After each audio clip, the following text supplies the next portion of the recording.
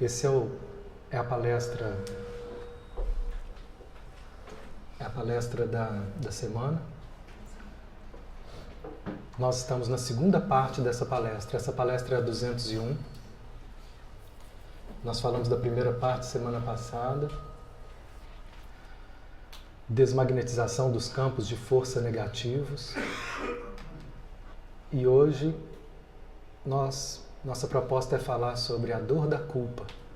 Eu nunca vi essa casa tão cheia. Por que será? Tem uns que sabiam e vieram já sabendo. Hoje é meu dia, eu tenho que ir. Vai falar para mim. E outros desavisados, não sabem por que chegaram e agora estão começando a entender. A dor da culpa. Então, o guia vai refletir um pouco mais conosco sobre esse sentimento, que é o maior algoz da nossa humanidade. Todos nós carregamos, em alguma medida, um carrasco dentro de nós, que em determinadas situações ele acorda e nos repreende, e nos critica, e nos pune, e nos boicota, e nos adoece, e nos destrói, podendo acabar com a nossa vida. É um poder muito destrutivo e muito incompreendido que a gente vai aprendendo a observar.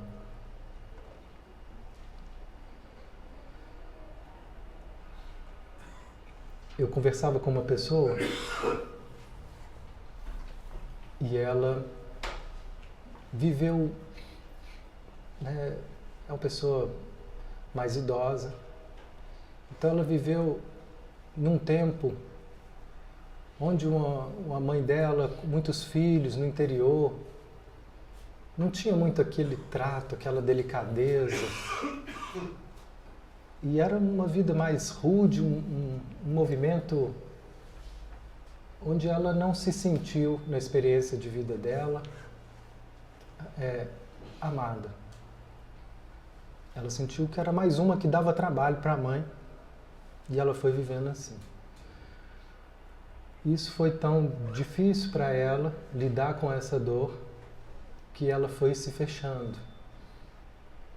Ela foi fechando o coração dela para a mãe. E quando a gente fecha o nosso coração para a nossa mãe, a gente fecha o coração para a vida. A gente fecha o coração para o amor. E assim ela foi vivendo. Se tornou uma pessoa da ciência, uma pessoa muito racional, muito mental. E essa mãe se tornou, mais tarde, uma pessoa que teve uma demência, Alzheimer, e perdeu a consciência e ficou por alguns anos sem consciência. E ela, de todos os irmãos, foi a destinada a cuidar dessa mãe. Era a pessoa que tinha mais condição, que tinha mais capacidade, que estava disponível. Não tinha outra pessoa, era ela. E ela sim foi cuidando. Mas a mãe já não lembrava, não tinha. Ela foi para uma casa de apoio e ela ia lá e visitava. Até então que chega o momento que essa mãe desencarna. Quando essa mãe morre, ela começa a se dar conta assim que ela não sente nada. Que no fundo ela já tinha perdido essa mãe há muito tempo. E ela achava que ela tinha perdido a mãe no momento em que a mãe tinha adoecido e perdido a consciência. Mas na verdade ela perdeu essa mãe no momento em que ela fechou o coração para ela, lá na infância.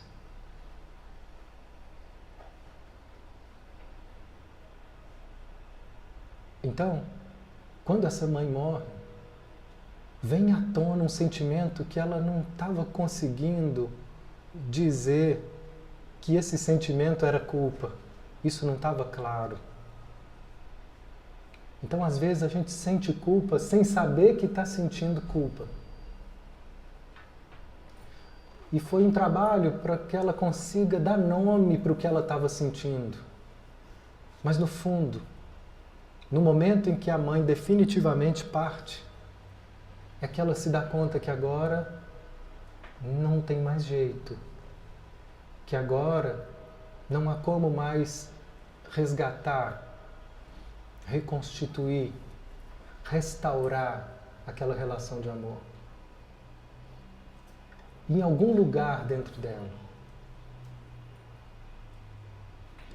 ela se cobra e ela se culpa. Porque em algum lugar, mesmo que ela não entenda, ela sabe que ela fez um movimento, ela fez uma escolha diante da dor, do ressentimento e da mágoa, que tem todas as justificativas que ela pode dar, ela se fechou. E quando o guia conta para nós, quando a gente se fecha para o amor, imediatamente começa um sentimento de culpa dentro de nós. Ou seja, isso é da natureza humana. Por que é assim? Não sei. Mas faz parte das leis divinas que regem também o nosso psiquismo. As leis divinas, elas podem ser manifestadas em diversos campos. A gente vê as leis divinas manifestadas na física através da lei da gravidade. E dentro do psiquismo nós temos leis também. E que o guia nos ajuda a compreender, a psicologia moderna nos ajuda a compreender. E o guia vem destrinchar isso de uma maneira linda, porque além de compreender essas leis psíquicas, ele ainda correlaciona essas leis psíquicas com as leis divinas.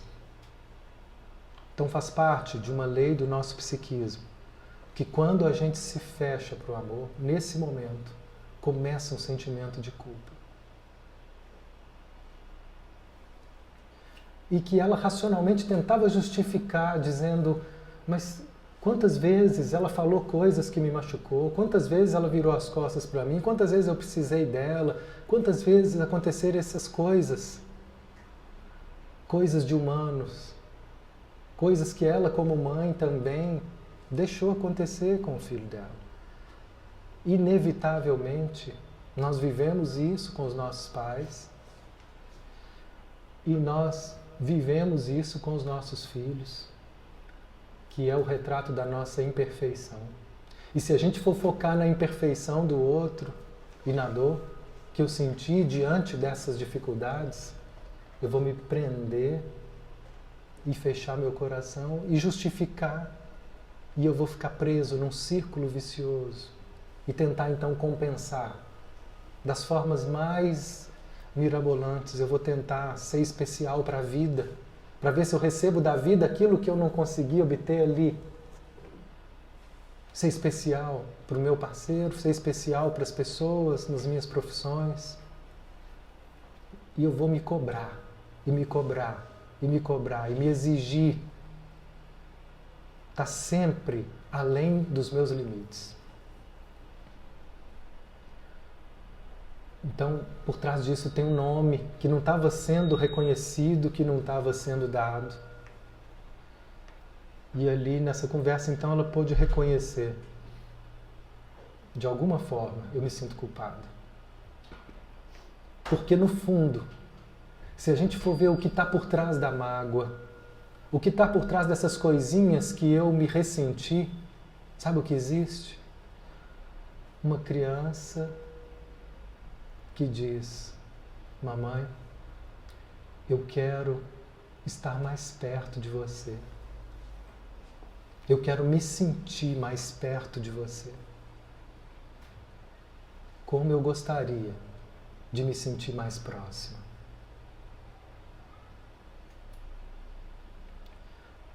Então, só de reconhecer isso, algo já começa a se organizar dentro de nós. Que eu estou dando atenção agora para uma outra voz. Não a voz que acusa, né? Que critica, mas que se abre e que afirma, né, o desejo sincero da alma. Mesmo que isso não seja possível, é esse o desejo mais verdadeiro dessa pessoa. E de todos nós, né? Estou trazendo esse caso porque ele fala de todos nós. Todos nós vivemos esse distanciamento dos nossos pais em alguns momentos. A gente se fecha, às vezes são fases da vida. E tudo isso faz parte de um grande engano, de uma grande confusão, de uma grande dificuldade que a gente tem de estar assimilando as nossas contrariedades, as nossas frustrações.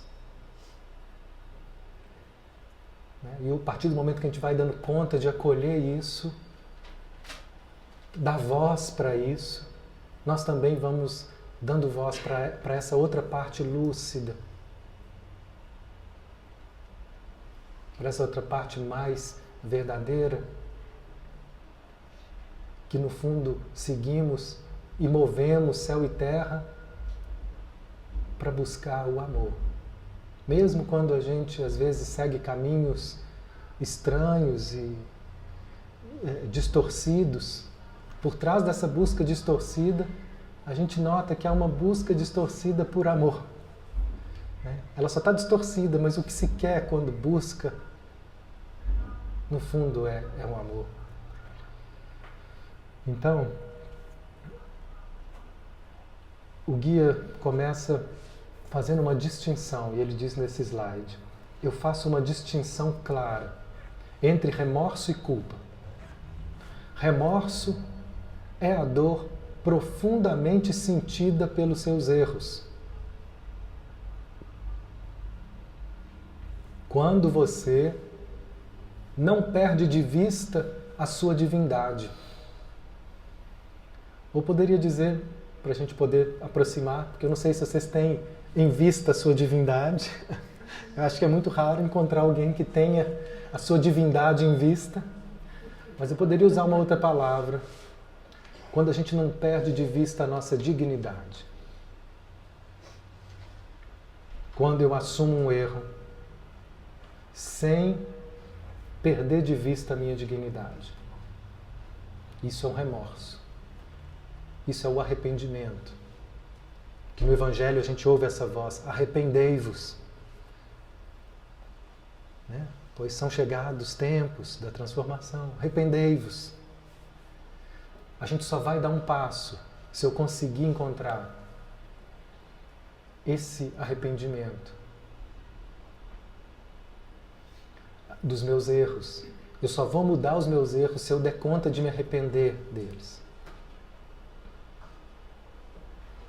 O que é arrepender? É sentir profundamente a dor. Como nós temos medo de sentir ainda. Como que a gente vive num estado defensivo nesse excesso de racionalidade. Isso tudo são defesas. Não tem nada de errado com a nossa razão.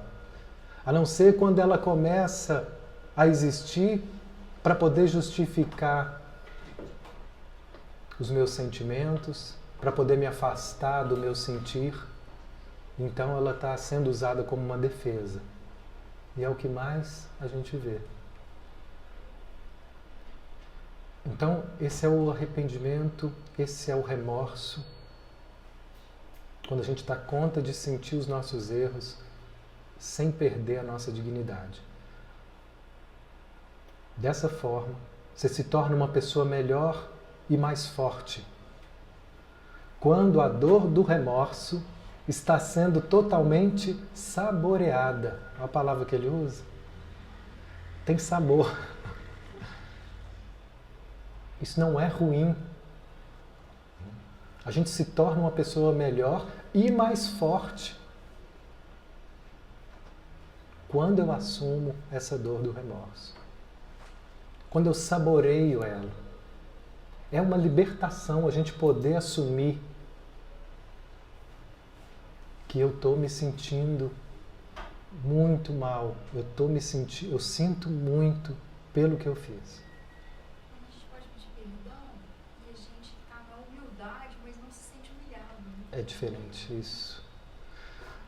Ser humilde não é se humilhar. Né? E tem muita gente que tem medo de pedir perdão. Como se fosse perder seu valor, por isso acontece. Se assim ele vai perder o valor e ser humilhado. Então, você falou uma palavra que ele quase não usa nesse texto para falar de culpa. Perdão. E eu acho que não é à toa que ele não usa.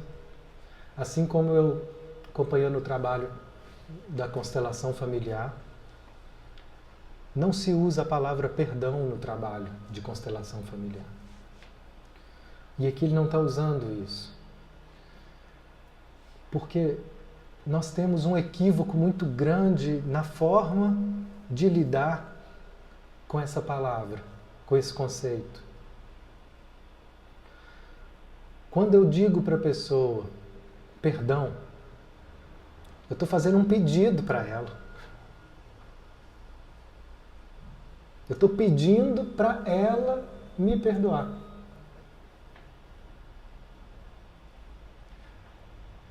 Eu estou jogando a bola para ela. Eu estou passando a responsabilidade para ela.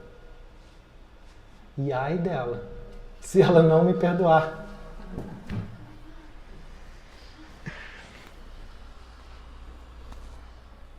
O que acontece se ela não me perdoar? Ela vai se sentir culpada por não me perdoar pelo meu erro.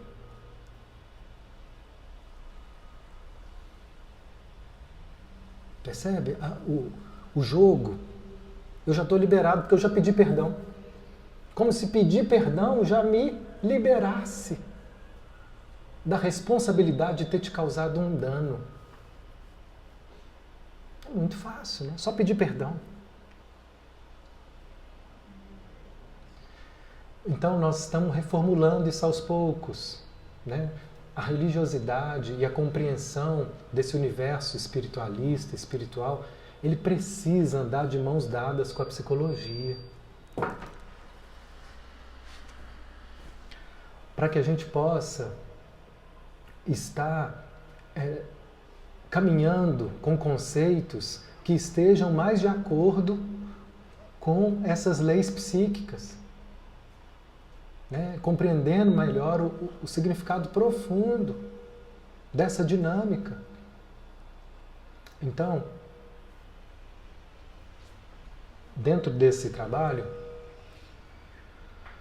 das constelações, que está muito de acordo aqui com o que o guia fala, o que a gente ouve é simplesmente num trabalho de reconciliação ou de reparação dos problemas. O que a gente ouve é uma pessoa que é capaz de assumir o que ela está sentindo com toda a sua honestidade e ela encontra então dentro dela a dor de ter te causado mal. Ela então chega para você e diz, ou você chega para ela, eu errei com você.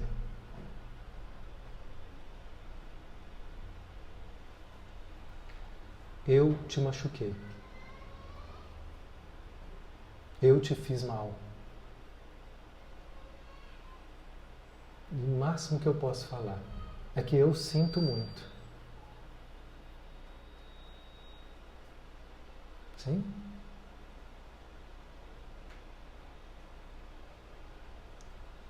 Eu sinto muito.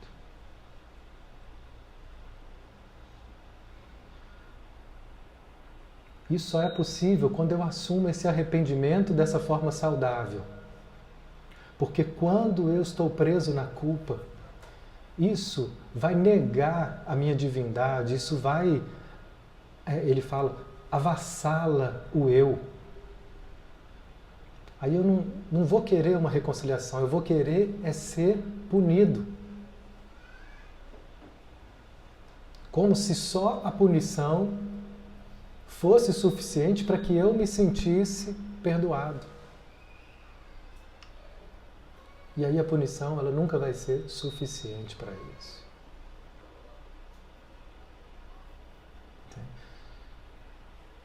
E nós vamos estar presos num círculo de autoflagelação constante.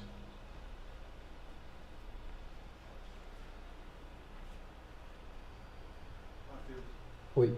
esse negócio de querer ser punido, a culpa eu vejo como uma coisa tão forte que a palavra que me vem não é querer ser punido, é ficar sedento por punição. Eu preciso de ser punido. Né? Preciso de ser punido. A gente entende, às vezes, alguns casos de automartírio, de pessoas que se impõem, se infligem dor, que às vezes aceitam relações destrutivas, que se destroem, que se mergulham nas drogas, nos vícios. Né? Por trás disso, há toda essa dinâmica de autodestruição, totalmente inconsciente.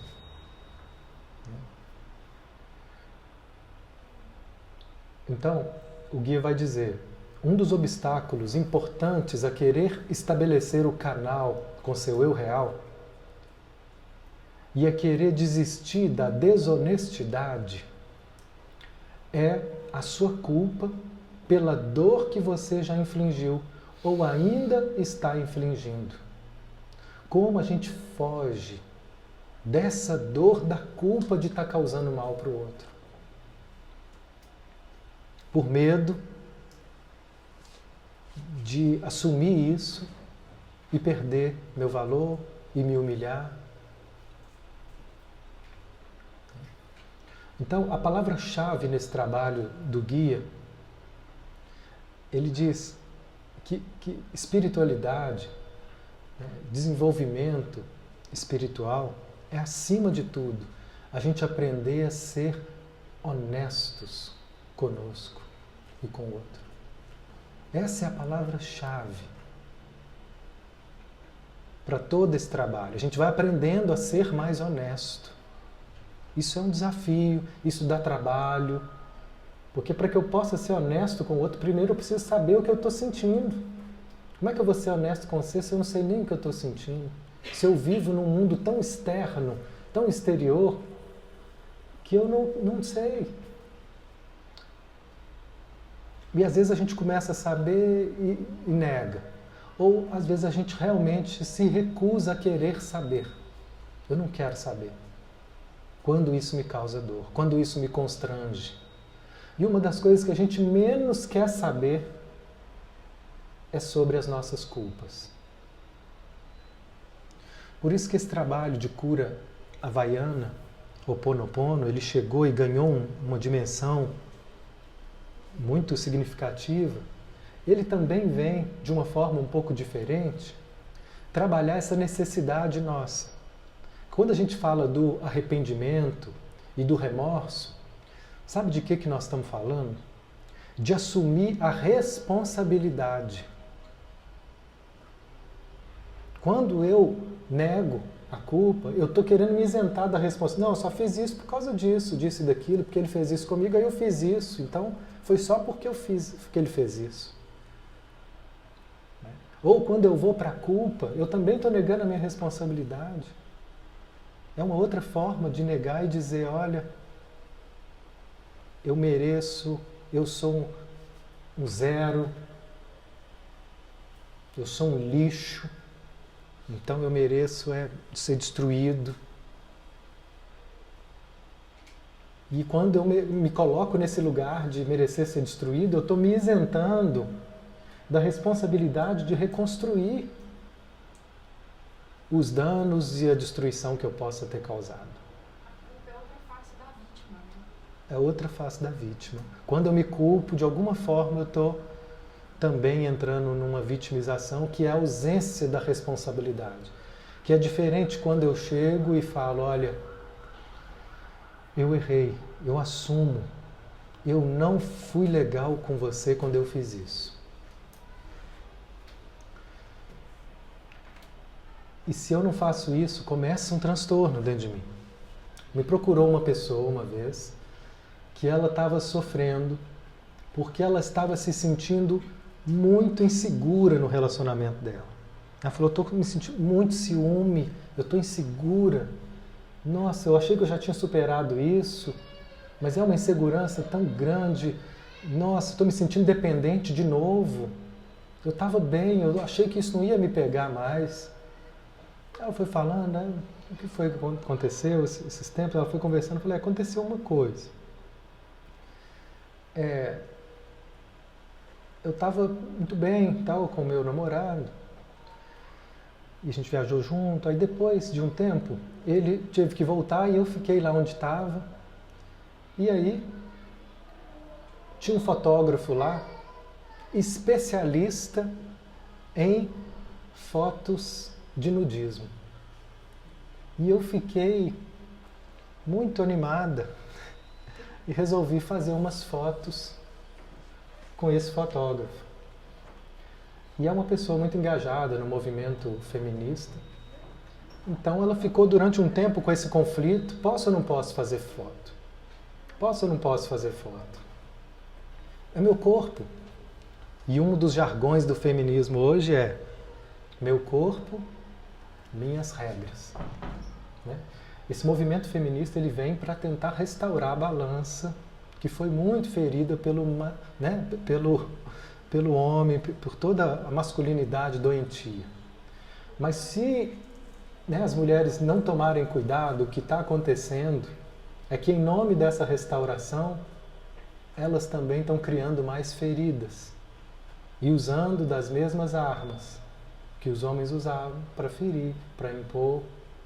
Ninguém vai mandar em mim, ninguém vai me impor nada, e quando eu vejo, sou eu que estou impondo, sou eu que estou mandando. Então, o guia fala que nós precisamos aprender tanto sentir a culpa de ter ferido alguém, para que a gente se liberte, quanto aprender a sentir a dor de ter sido ferido. Se eu não sinto a dor de ter sido ferido, eu começo a culpar o outro e começo imediatamente a me vingar. E às vezes não é nem do outro, é dos homens, é da vida. E eu vou criando então um círculo de dor. Então essa pessoa chega querendo ainda dizer: olha, eu não fiz nada de errado. Porque é o meu corpo. E aí ela conversou com uma amiga dela, e a amiga dela, do movimento, desse movimento que, a meu ver, distorcido, porque ela chega e fala: que absurdo! E começa a xingar o namorado dela. Claro que ele tinha que ter aceitado. Que homem é esse? E ela então estava tentando sustentar essa postura de que estava tudo certo. Mas aí na nossa conversa, ela chegou e disse assim: mas eu preciso te confessar algo. Se isso acontecesse comigo, e fosse ele que tivesse feito isso, eu ia enlouquecer.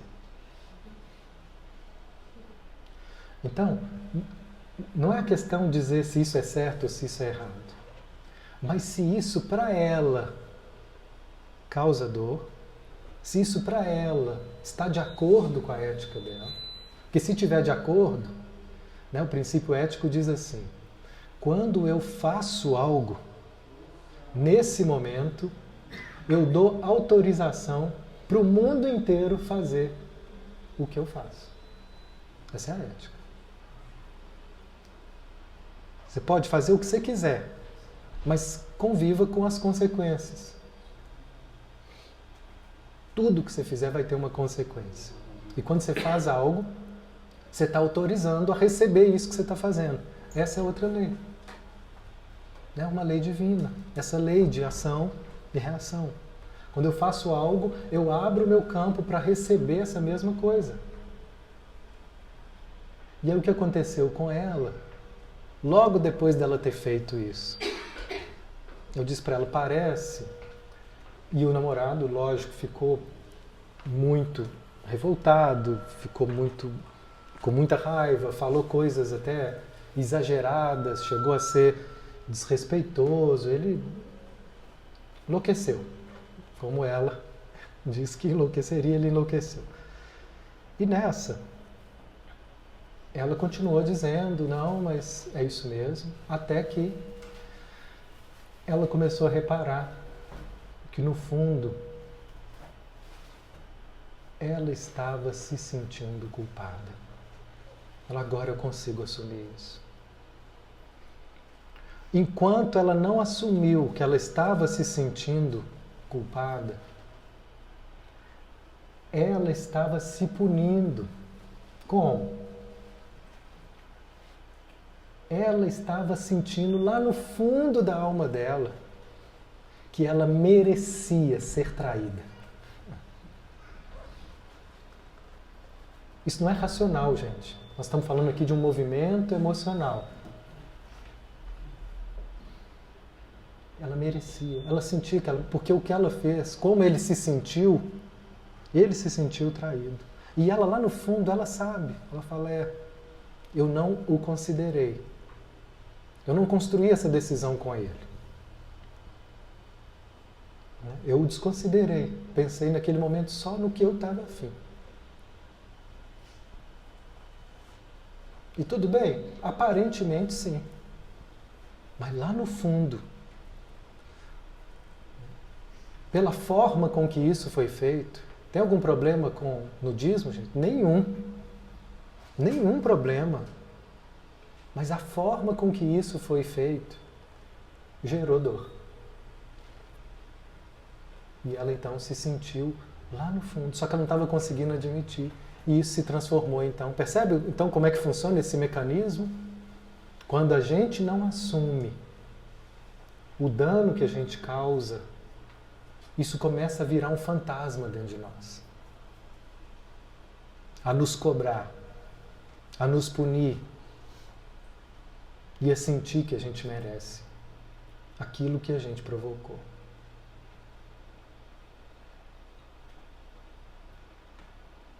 E o medo dela era justamente esse, de chegar para ele e falar, olha aqui, pensei melhor, você tem razão, eu errei. E quando ela disser isso, ele então crescer de uma forma, porque ela não erra, quem erra é ele, que eu não erro, tem que ter razão o tempo inteiro, é a maior doença nossa, querer ter razão o tempo inteiro. Perder a razão para o ego é algo insuportável, é a morte, é humilhante. Eu estou certo, quem está errado é o outro. E assumir o erro significava para ela se colocar num lugar de humilhação, de desprezo, né? O medo dela ser desprezada, inferiorizada. Né? Então ela foi mantendo essa posição. Então, quando a gente é capaz de assumir, começa um processo de libertação. Mesmo que o outro não me perdoe. Entende? Mesmo que o outro não me perdoe.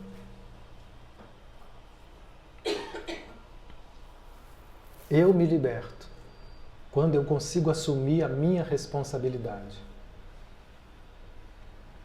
E essa que é a essência desse trabalho de cura havaiana, do Ho'oponopono, que ele tem essa lógica.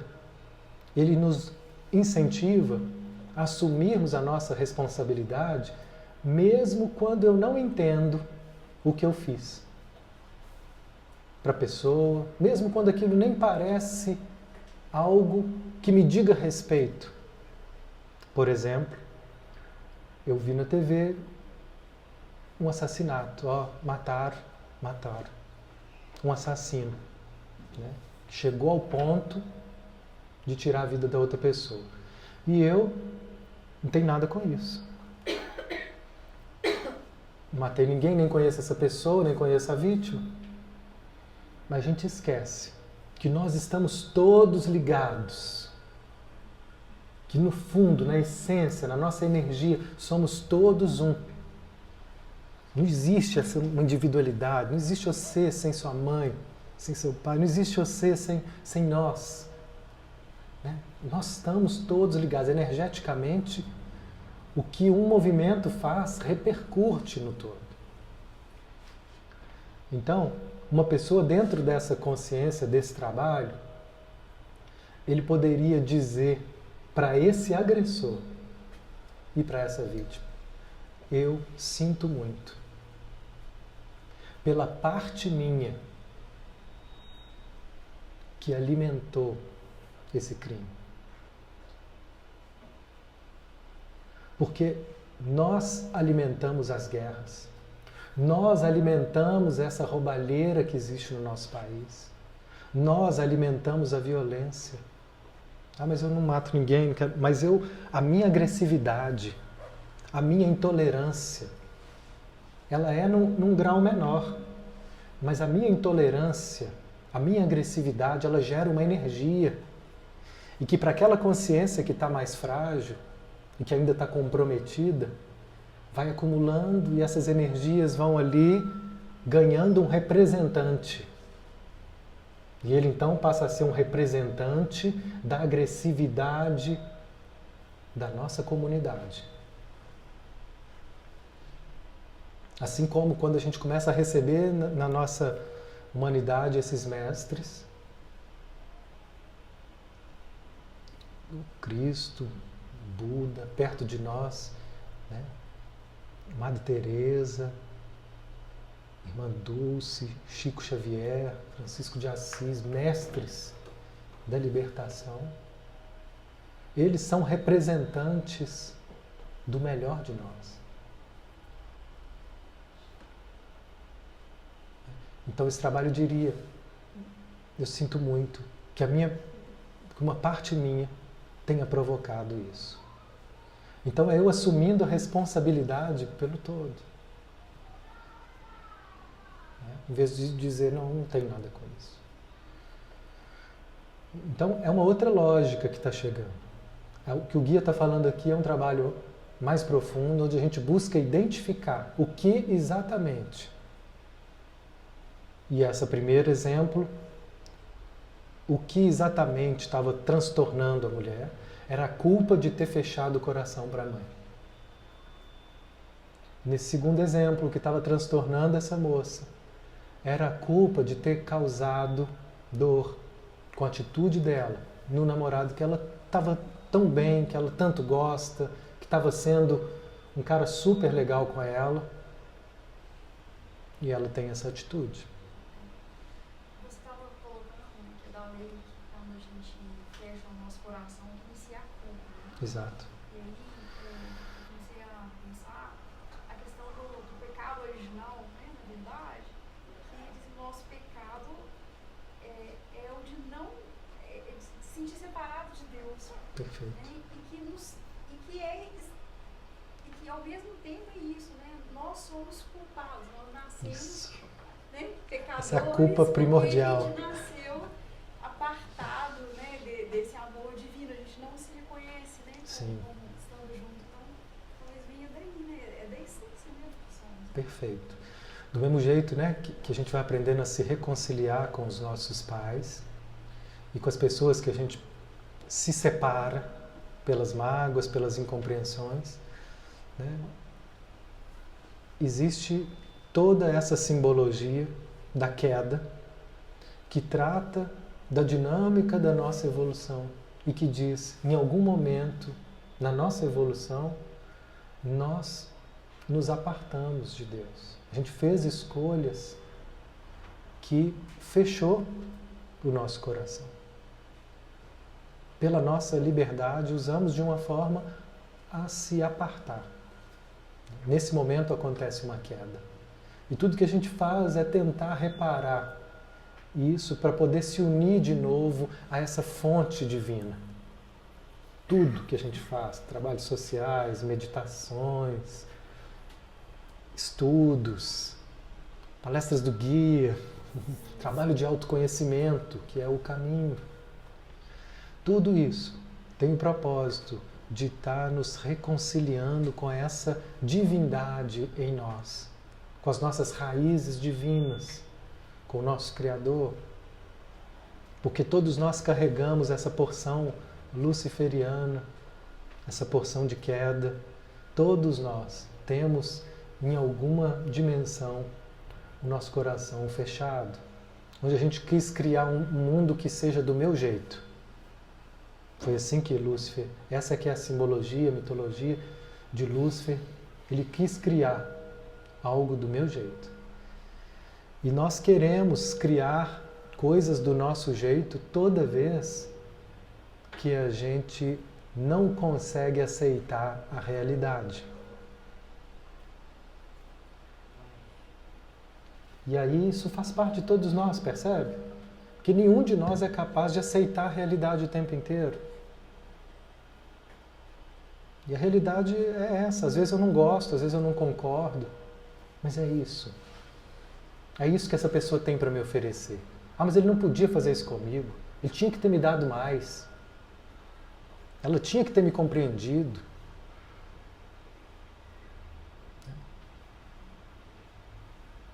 É a não aceitação do limite daquela pessoa, daquela mãe, daquele pai, daquele companheiro, daquela companheira. E nesse momento, então, o que acontece dentro de nós, no íntimo do nosso ser, é uma rebeldia, é uma revolta. E Lúcifer é o anjo que se rebelou. Fizemos um parênteses, mas vamos continuar nesse caminho. Os ferimentos por omissão não são menos dolorosos daqueles causados pela ação. Às vezes a gente tem uma mania de pensar que ferimento é só quando a gente é agressivo, né? Quando a gente fala uma coisa que não devia, quando a gente machuca. Mas a omissão pode ser tão danosa quanto uma agressão. Você não foi profundamente ferido por tudo que faltou em sua vida quando criança? Foi a falta de habilidade de seus pais em dar mais calor, bons sentimentos e proximidade? Bem, vocês estão infligindo a mesma coisa em outros, pela sua imitação vingativa das mesmas atitudes que lhes feriram. Quando a gente é ferido e não consegue lidar com essa dor,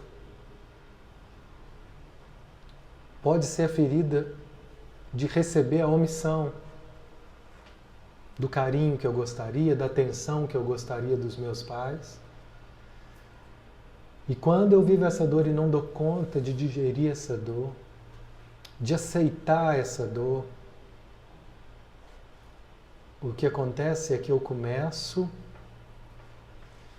a reproduzir essa dor. E eu vou levar aquilo que mais me doeu, eu vou levar para os meus relacionamentos.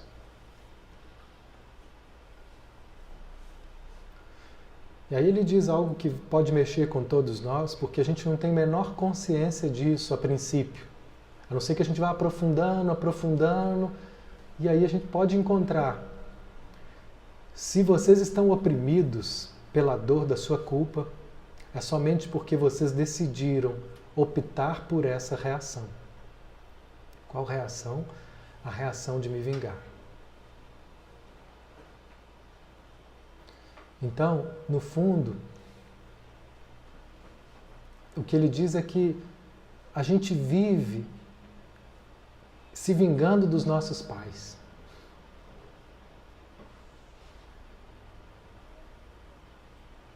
A gente vive cobrando da vida que me deu o que os meus pais não me deram. E eu vivo reproduzindo essas questões que foram mais dolorosas. É um desafio para nós perceber como que a gente faz isso. Mas toda vez que a gente não consegue aceitar e trabalhar profundamente essa dor, e hoje, gente, eu posso até dizer assim, não, mas hoje eu tenho uma relação tão boa com a minha mãe. Hoje você tem. Mas aquela menina Foram anos. Aquele menino, foram anos que ele viveu alimentando ressentimento, dor, ódio, medo. E isso não é algo que se desfaz facilmente. Então esse era o maior conflito dessa moça, que racionalmente ela pensava de um jeito, mas emocionalmente ela estava sentindo outra coisa. Então, o desajuste dessas emoções de culpa, eles vão aparecer na nossa forma de se relacionar. As violações da lei espiritual só podem ser corrigidas quando você aprende a sentir os ferimentos que infligiu e ainda inflige, sem se sentir aniquilado ou sem valor, sem sucumbir ao enorme peso da culpa. Sinta a dor do seu apego, do seu desprezo, de sua maldade, seja na mente ou na ação.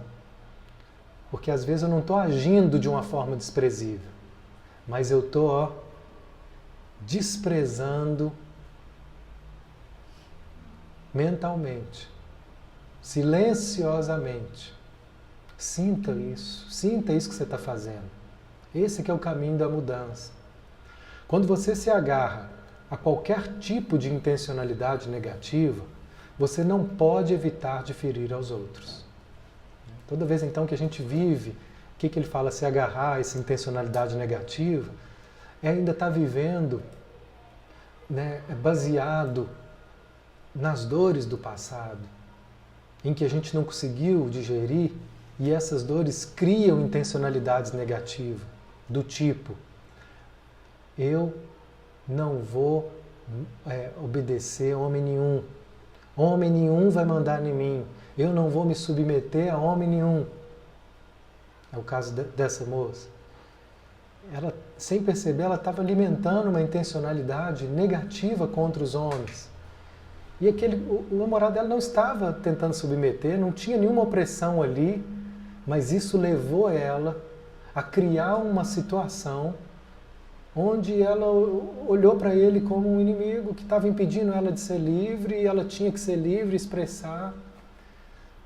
Percebe? Ela reconheceu que não precisava ser daquela forma. O que moveu ela, no fundo, a gente vai ver, são essas intencionalidades negativas. E toda vez que a gente está preso nessas intencionalidades negativas, inevitavelmente a gente vai ferir as pessoas. Então, a gente não precisa querer tentar se dizer, não, isso aí que ele está falando é só para o meu vizinho, é para o meu companheiro. Isso aí serve bem mesmo, viu, para minha amiga. Quando eu chegar, eu vou contar para ela que ela devia ter vindo na palestra. E por que vocês estão rindo, eu não sei. É porque a gente pensa, né? É nisso que a gente pensa. A gente vai se esquivando de ver a nossa parte. É muito difícil ver a nossa parte, de ver como que a gente é capaz de machucar nós mesmos, de machucar os outros. Mas a verdade é que todos nós ainda estamos presos nessas intencionalidades negativas e, portanto, todos nós ainda estamos gerando dor, criando dor nas nossas relações, pela nossa agressão, pela nossa omissão, pelas nossas defesas,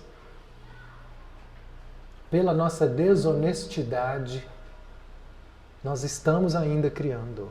O desafio é a gente conseguir perceber, conseguir assumi-las. E assim nós temos uma chance de mudar. Caso contrário, eu vou continuar dizendo, olha o que o outro fez comigo. Aí ele continua. Não há diferença concebível entre você e os outros. Qualquer coisa que você faça aos outros, você faz a si mesmo e vice-versa. Então ela fez aquilo, imediatamente ela começou a se punir. Toda vez que a gente faz alguma coisa com o outro, naquele momento, algo em nós começa a se movimentar para que a gente viva de alguma forma essa dor. E eu posso me antecipar a isso quando eu assumo essa dor. Então, por isso a gente vê muitos destinos, às vezes, de sofrimento, pessoas que às vezes voltam e uma vida inteira elas se machucando, se martirizando, se destruindo. Elas estão tentando reparar algo de uma forma distorcida, pela culpa. Tentando fazer uma justiça de um jeito que é injusto. Agora, meus amigos, se permitam sentir a dor de infligir dor. Sintam sem se sucumbirem, sem exagerar, sem duvidar da sua herança divina. Se vocês puderem fazer isso, terão encontrado a importantíssima chave que fará com que vocês queiram se abrir para a sua divindade com todas as suas alegrias e com toda a sua eterna realidade de amor. Se vocês não puderem suportar a dor de sua culpa e desviarem o olhar dela, então, olha só, se vocês não puderem suportar a dor de sua culpa e desviarem o olhar dela, então vocês não poderão se sentir merecedores. Olha que chave que ele está dando para nós.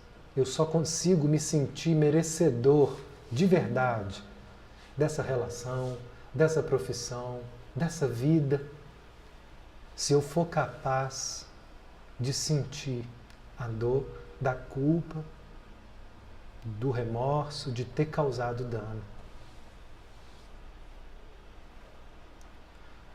E quando eu não me permito sentir essa dor, eu vou bloquear o meu contato com Deus. Eu só posso voltar para Deus, como filho pródigo, quando ele reconhece e assume: perdi tudo, eu gastei tudo, eu fiz tudo errado. Posso voltar? Eu fiz tudo errado. Sempre vai ter uma porta aberta quando a gente consegue ser honesto e assume os nossos erros. Por isso, essa é uma das chaves mais importantes que vocês necessitam. E aqui ele diz então, ele traz uma frase para nos ajudar a formatar essa responsabilização. Sim, outras pessoas cometeram erros. E eu cometi erros. Elas estavam cegas e inseguras, assim como eu estava cego e inseguro. Elas estavam na escuridão e eu estava na escuridão quando eu fiz isso. Isso é lamentável, mas é para isso que estamos aqui. Eu agora ergo a minha cabeça na dignidade de ser quem eu sou. Eu sei que o grande poder dentro de mim irá me ajudar a sentir a dor que eu causei e a dor que eu recebi.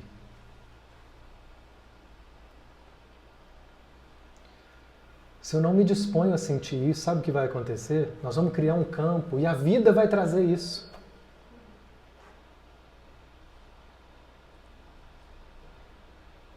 Uma vez eu acompanhei um trabalho de regressão onde o personagem era um daqueles vikings.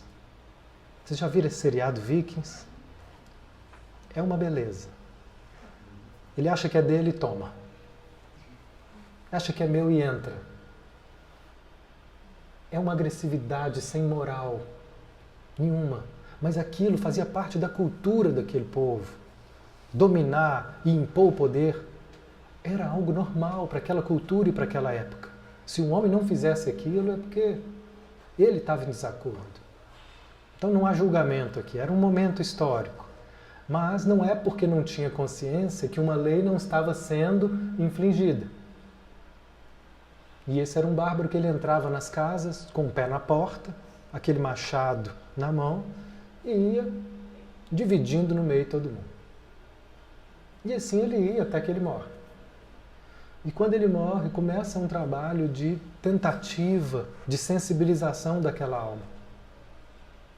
Mas não havia nada que pudesse fazer ele entender que aquela postura dele estava equivocada. Como assim? Eles tinham que morrer mesmo, eles eram fracos. Os fracos nasceram para morrer. E os fortes, eles têm que dominar. Não havia nada. Eu estou seguindo a lei de Odin. Eu estou representando aqui a fortaleza. Então, como não havia abertura para sentir a dor que ele causou, como não havia abertura para sentir a dor que estava por trás de toda aquela agressividade desmedida, as leis da providência encaminham ele para uma reencarnação.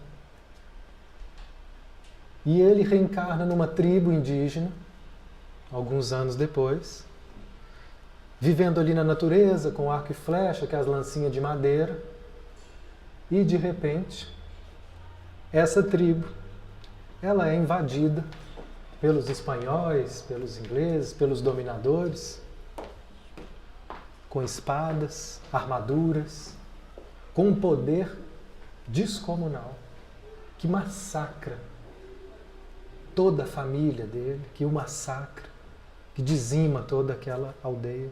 E ele assiste, então, toda a comunidade dele sendo massacrada. Naquele momento, ele se colocou no lugar daqueles que ele feriu. Entende? Naquele momento, ele sentiu a dor que ele causou. A gente não entende muito bem essa lei do karma, parece que é uma punição, mas não é. É uma necessidade disso aqui, de libertação. Não tinha outra forma.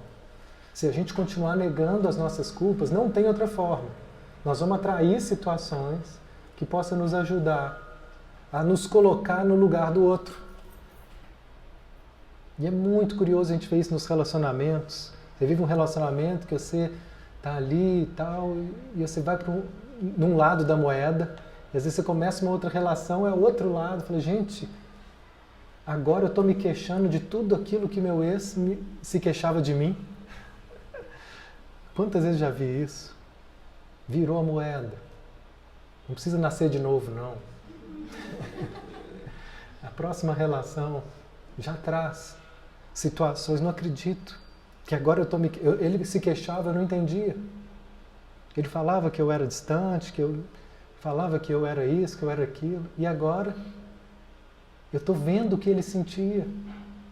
É isso que ele faz e eu estou vendo. Está vendo? Essa é a dinâmica kármica que só tem uma função: nos despertar.